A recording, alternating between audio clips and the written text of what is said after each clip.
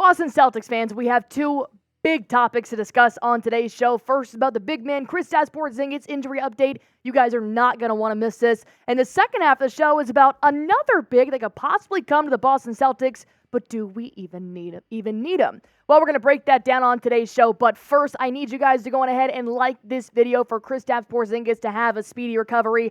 Wait till you hear the full injury report, but nonetheless, just show him some love by liking the video.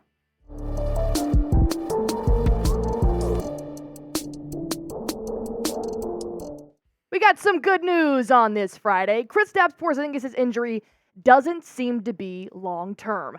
What's up, Celtics fans? I am your host of Celtics Today, Allie Barefoot, and we all saw what happened to Kristaps Porzingis against the Miami Heat, where he came down on Bam Adebayo's foot and just kind of tweaked his ankle a little bit, hobbled off into the locker room, but he did return to the bench after the injury did happen. It looks scary because we all know Kristaps can be as fragile as glass, but he powered through, he came back, he cracked a couple of laughs, and it looks like KP isn't out for the long haul. Let's break down the official report here. Adam Himmelsbach did tweet out Porzingis said his ankle is not too bad, and that he's feeling pretty good. Said he could have returned if needed, but thankfully the Boston Celtics are so good he didn't need to come back in because it was a blowout over the Eastern Conference rival for the Boston Celtics. So this is fantastic news. I know Smitty crumbled the minute he saw KP go down because he's like, that's it. That's months. That's weeks we're without KP. Thankfully, it's January, not the playoffs, but still, this is the best news they could have received for Kristaps Porzingis. I've been hurt before.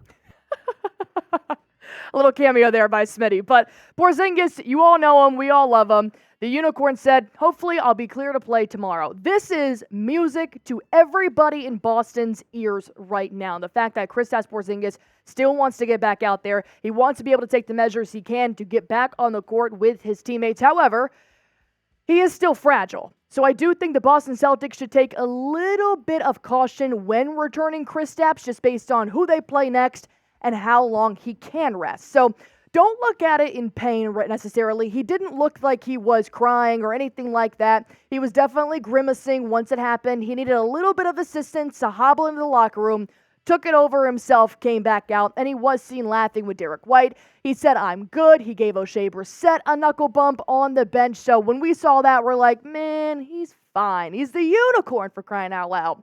And he was having a stellar performance.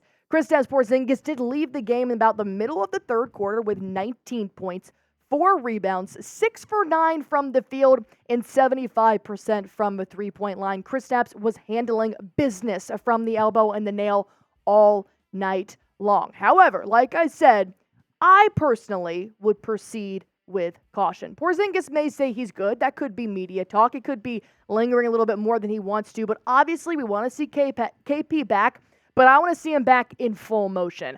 I'm okay with him sitting out maybe a game or two, maybe 2 out of the 3 games next week. They do play the Clippers on Saturday. I'm not sure if we'll see KP for that one, but I want to see if he's okay by the All-Star break, and if he is not, then, make sure he's back until 110%. Because banner 18 is unfortunately a lot harder to reach without KP. We have seen this. He's played 30 games so far this season because Joe Mazzulla has listed him on multiple injury reports with high knee inflammation, mainly just rest here and there. He and Al Horford have been doing this off and on game type of thing, but we all know KP can be a difference maker for the season this season. And I told Smitty, it's January. We just really want to see KP in May. But overall, how many games / how long do you think Kristaps Porzingis should sit out? Do you want to see him play against the Clippers tomorrow? Do you want to see him play in any of the 3 ball games next week? You got the Pelicans, the Pacers, and the Lakers. Let me know your period of time you would like the Unicorn to rest. Go on ahead and drop that down below. And just in case, we are going to talk about Xavier Tillman on the second half of this show, because when KP went down, I kind of clenched a little bit, and I was like, is Luke Cornett now going to be the backup center? Which he's done better, but maybe there's something else out there. We're going to break that down in just a few moments. But first, let's talk about Fanatics, the best place for you to go and get yourself some fresh gear for the Boston Celtics games. This quarter zip right here would make you look fantastic in TD Garden, fantastic in your local Boston bar, or fantastic in, California if you're a Boston fan, all the way out there in the West Coast. I handpicked this out because I looked at this and I was like, oh, you know what? I have a couple family members up in Boston that would love this. And even better, it's 30% off right now. All you guys have to do to be able to obtain this deal is go to this link right here, which is chatsports.com/CelticsJacket. If you go to that link, you're going to get a whopping 30% off this beautiful quarter zip. And I know it's got to be cold up there in the Northeast. So if you guys want to get your hands on this and rock it on Saturday, on Monday, on Tuesday, on Thursday of next week when the Celtics play, go right now, chatsports.com/CelticsJacket, and get yourself this nice gear. All right, Xavier Tillman time. Let's talk about what a possible trade could look like for the Boston Celtics. I know Smitty and I are kind of on the same page here of like, do we need anybody? Should we not miss this opportunity?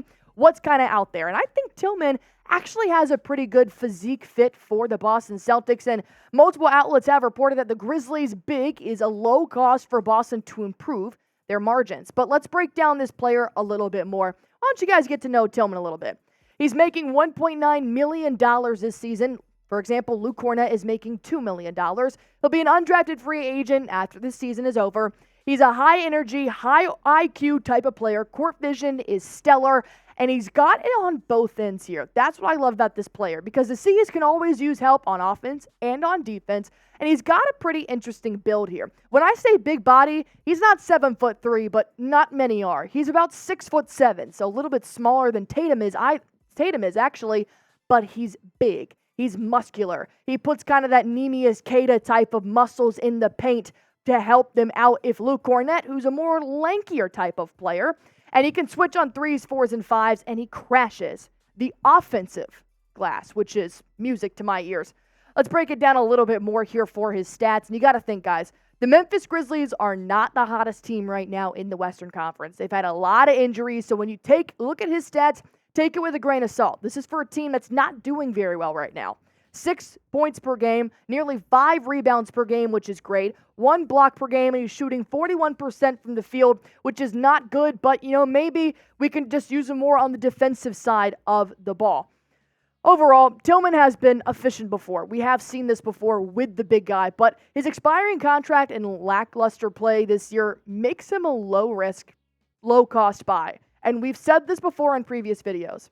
If the Boston Celtics do anything, it's going to be low risk, low cost, because they have 6 starters they have to pay for their salaries right now. But I personally think a lot of Celtics bench players are developing throughout this season, but doesn't mean you can't get a little extra help. So my question to you now is, should Boston trade for Xavier Tillman? Type Y for yes, type in for no.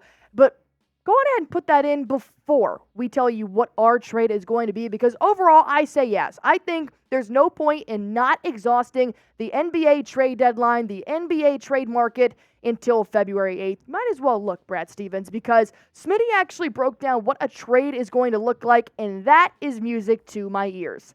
Everybody stays the same on our roster, but we say goodbye to a future 2024 second-round pick.